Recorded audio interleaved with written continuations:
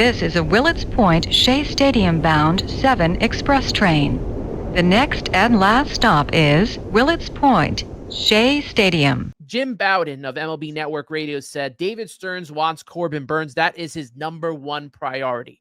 These are things that you take with a grain of salt, especially, when you're looking at a guy like Jim Bowden, who has obviously he's got that national level. He could, spit out all this information, but how much of it is true? Like you're 50-50 chance of being right or not. Now, Corbin Burnes last season, 15-9, 2.92 ERA, had 181 strikeouts in 194 and a third innings pitch. He's got that relationship with David Stearns here. I know you weren't as interested as I was to sign Corbin Burnes.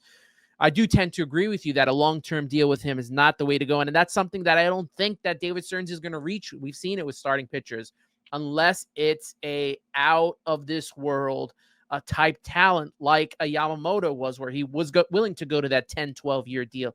I don't think this Corbin Burnes is going to get something like that, or the Mets are going to reach when they have other options as well. You could talk about Sean Manaea. There's Blake Snells. I'm pretty sure there are people that are going to get less money than a Corbin Burnes, but I would keep my tabs in on him.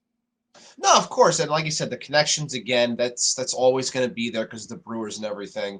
I don't know if Stearns was the one in charge when he had the brawl with Brewers management in terms of money. I don't know if that was him or not. I would have to double check on that. Yes, one. I remember that now in spring training. Yes. Yeah, I don't know if that was Stearns or not. But either way, checking in is proper. But my problem with, not so much with Burnes, but just like baseball people in general that put out predictions and things. It's just, I think there's a lot of laziness when it comes to it because, I don't think you're going to see something like what happened with Garrett Cole for a pitcher moving forward. I really don't. Or someone's going to get that much years and that much money. And one can say, yeah, well, Yamamoto just got. I was like, yeah, but that's the outlier because he was 25 years old.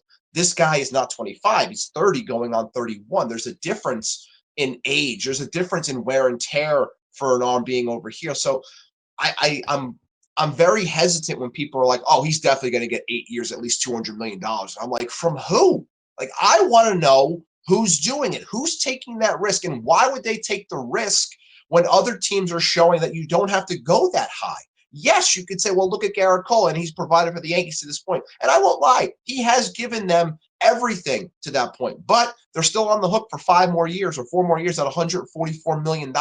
So how are they going to feel towards it? I don't know, and they still haven't won yet either. So there are a lot of questions when it comes to a contract like that. And for me, I have my worries about Corbin Burnes when it comes to the dipping strikeout rate and the fact that, the numbers in general are strong, but when I see deteriorating things where it's what made him great, like the cutter has been his pitch and it's been deteriorating over the last 3 or 4 years. It's been going down. The strikeout rates are going down. People can say, oh, well, no, strikeout rate isn't everything. I'm like, I understand it's not everything, but this is also a strikeout-driven league. And if you strike guys out, it makes you a much better option as a pitcher. So if you've gone from 225 strikeouts to 200 strikeouts to 185 strikeouts, it's like, well, what?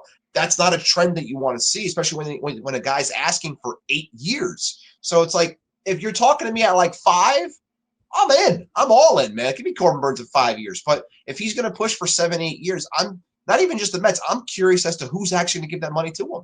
Right. And I think because of all the analytics now, this really does kind of screw over Scott Boras like it did last season. Teams are now hesitant to make these. Look at the like Duran Rivera, and you have said in the past to me, look at the K/9 ratio and how it is decreased to give someone that many years and that much money.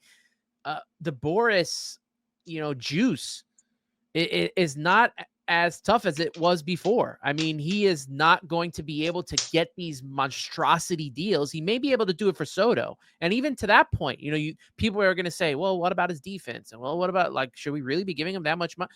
There's only a certain amount of teams that are going to be able to go after this guy. And they're going to be like, you know what? Maybe I don't really have to spend this much money. Maybe I can get this deal to a lower rate. So those are definitely things to look out for, especially with a guy like Corbin Burnes.